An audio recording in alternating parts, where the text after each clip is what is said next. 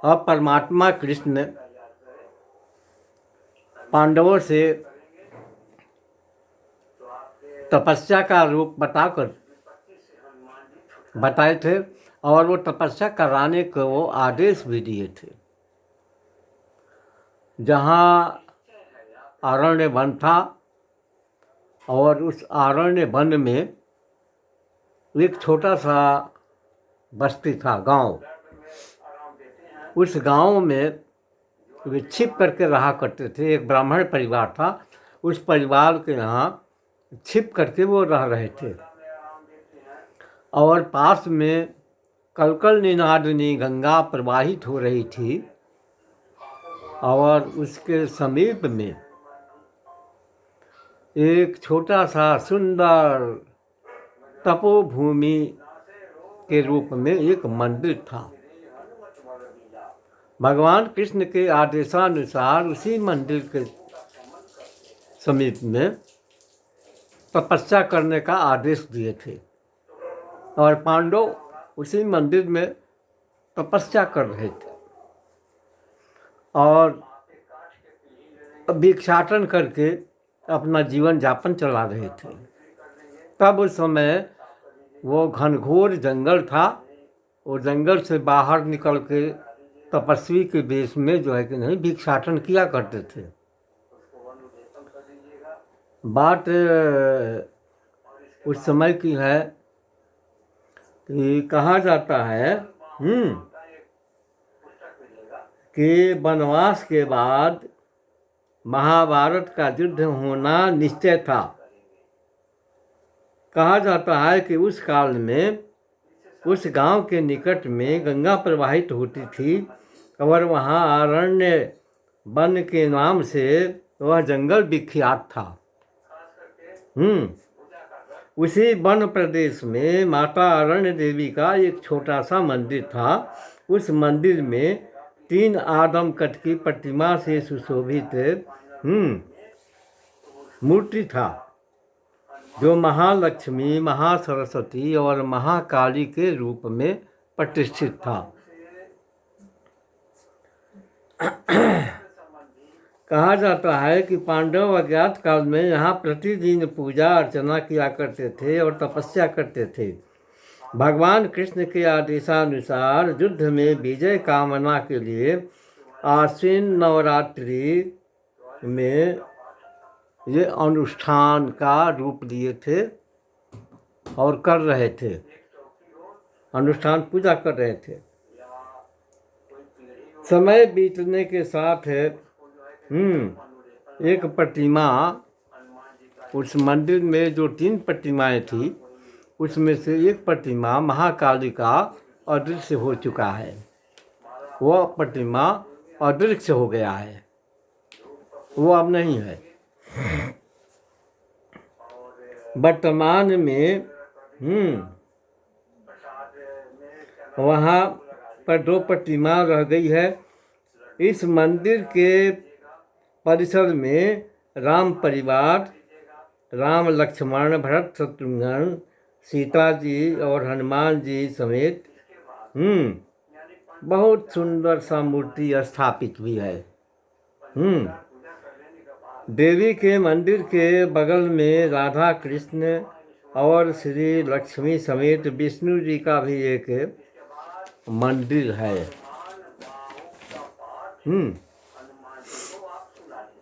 मंदिर के गर्भगृह के सामने एक छोटा सा कुआं है जिसके जल से माता जी का अभिषेक हुआ करता है। मंदिर के मुख्य दरवाजे के बगल में भैरव जी तथा गणेश जी भी विराजमान हैं। प्रवेश द्वार के सामने एक सुंदर हवन कुंड है जो भक्तगण यहाँ प्रतिदिन हवन किया करते हैं। यहाँ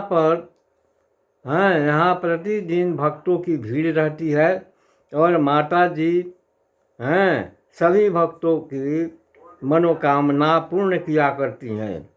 प्रतिदिन दुर्गा पाठ होना, ग्रह शांति, अभिषेक इत्यादि अनुष्ठान हुआ करता है। प्रत्येक वर्ष दोनों नवरात्र में तथा श्रावण मास में यहाँ विशेष पूजा अर्चना होता है। माता जी का आरती सुबह शाम दोपहर और रात्रि के समय प्रतिदिन होता है। माता जी अपने भक्तों के मुराद पूरा करती हैं, रोगी काया ठीक होते हैं और मनोवांछित फल भी प्राप्त होता है। यहाँ पूजा करने से दुख कष्ट का निवारण हो जाता है। कहा जाता है कि यहाँ के नगर निवासी ग्राम देवी के रूप में पूजा करते हैं। जिस गांव में पांचों पांडव बसे हुए थे, उस गांव का नाम उस समय एक चक्रापुरी था, जो आज वर्तमान में भलुहीपुर नाम का गांव है। यह स्थान बिहार प्रांत के भोजपुर जिला में आरा नाम का एक नगर है। उसी नगर में माता आरण्य देवी का मंदिर है और यहाँ पांडव तपस्या किए थे और भगवान कृष्ण के आदेशानुसार दुर्गा सप्तशती का नवरात्रि काल में अनुष्ठान भी कराए थे। आजकल यह भलेपुर के नाम से विख्यात है। इसी गांव में पांडव कुछ समय के लिए अज्ञात रूप से ठहरे थे।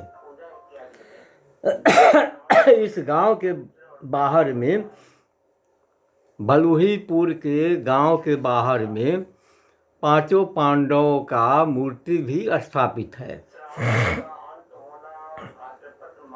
आरा नगर के मिश्र टोला मोहल्ला में एक सदल मिश्र रहा करते थे,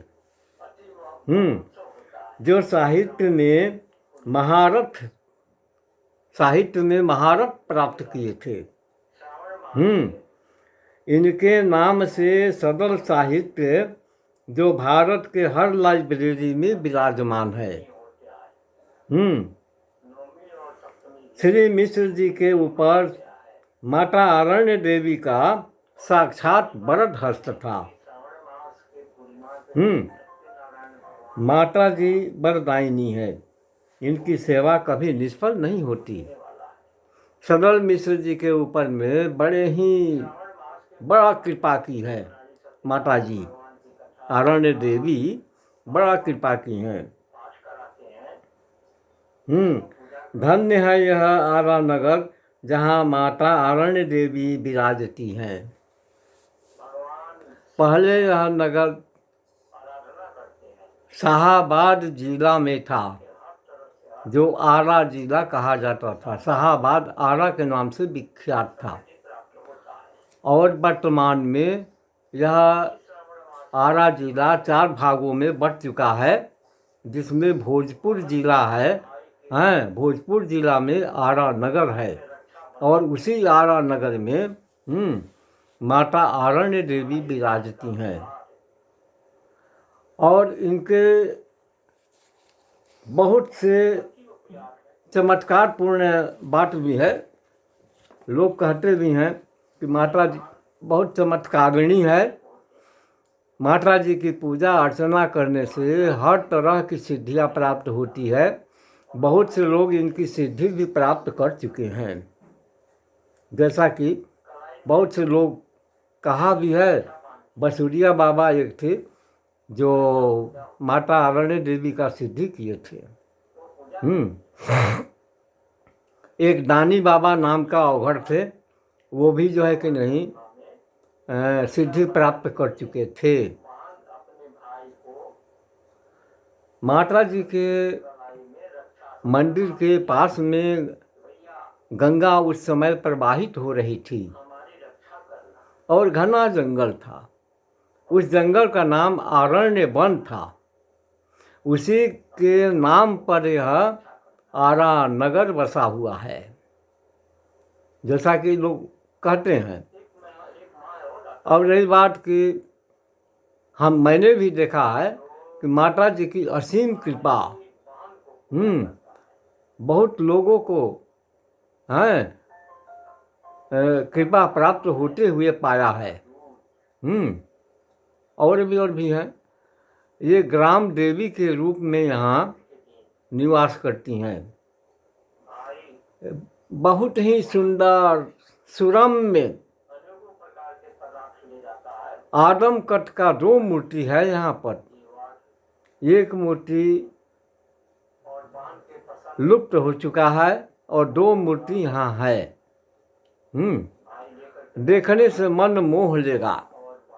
क्या कहते हैं, माता अरण्य देवी सब पर कृपा प्रदान करती हैं, करुणा बरसाती हैं, दया करती हैं। तो हम तो कहेंगे कि भैया जब कभी भी आप इधर बिहार में आए हैं तो आरा नगर में जरूर आएं और यहाँ माता अरण्य देवी का दर्शन जरूर करें। इनका मंदिर चौक के समीप में है। यहाँ के बच्चा सब जानते हैं कि अरण्य देवी का मंदिर कहाँ पर है। यहाँ जिला बिहार, उत्तर प्रदेश, बहुत से जगहों के लोग यहाँ आते हैं और माता जी का दर्शन करते हैं, पूजा करते हैं, पाठ करते हैं और आराधना करते हैं, अपनी मनोकामना को पूरा भी करते हैं। माता जी पूरा करती है अभिलाषा। तो आप जरूर आएंगे और माता जी का दर्शन जरूर करेंगे। जब कभी भी आप आरा नगर में आएं तो माता जी का दर्शन जरूर करें। बड़ा ही करुणामयी माता है, दयामयी माता है और ये बहुत जल्द कृपा करती है। ये नगर जो है कि नहीं, धन्य है ये नगर, आरा नगर, जहाँ माता अरण्य देवी विराजती है। अब तो गंगा यहाँ पर नहीं है। गंगा 5-7 कोस की दूरी पर उत्तर दिशा में चली गई है और वहाँ सिन्हा के पास प्रवाहित हो रही है। पहले यहीं इसी नगर से होते हुए गंगा प्रवाहित हो रही थी। कहा जाता है कि वहाँ गंगा प्रवाहित होती थी और उस स्थान के पास में अरण्य देवी के मंदिर से 1 किलोमीटर पर गंगा प्रवाहित थी और वहाँ बाबा सिद्धनाथ का एक सिद्ध मंदिर है। बड़ा ही सुंदर शिवलिंग है और सिद्धिदायक है। बड़े बड़े तपस्वी यहाँ सिद्धि प्राप्त भी किए हैं।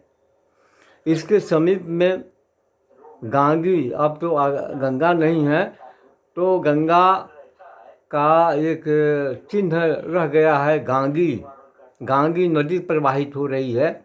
वहाँ पर एक श्मशान भूमि है जो सिद्ध श्मशान कहा जाता है। बड़े बड़े तपस्वी यहाँ आकर के सिद्धि प्राप्त किए हैं।